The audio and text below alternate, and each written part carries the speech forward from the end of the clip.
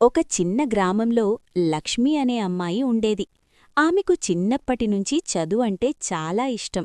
కాని వారింటి పరిస్థితులు బాగా లేకపోవడంతో చాలామంది అమ్మాయికి అంత చదువెందుకు అని చెప్పేవారు.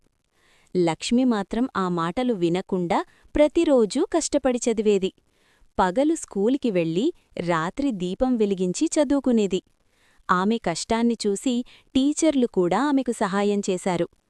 కొన్ని సంవత్సరాల తర్వాత లక్ష్మి మంచి డాక్టర్గా మారింది. ఆమె తన గ్రామానికి తిరిగి వచ్చి పేదవారికి ఉచితంగా వైద్యం చేయడం ప్రారంభించింది. గ్రామంలోని అందరూ ఆమెను గర్వంగా చూశారు. అప్పుడు లక్ష్మి ఇలా చెప్పింది: అమ్మాయిలకు అవకాశమిస్తే వారు ఏదైనా సాధించగలరు. ఈ కథ మనకు చెప్పేదేమిటంటే, మహిళలకు అవకాశం మరియు ప్రోత్సాహం ఉంటే వారు సమాజాన్ని మార్చగలరు. మహిళా దినోత్సవ శుభాకాంక్షలు.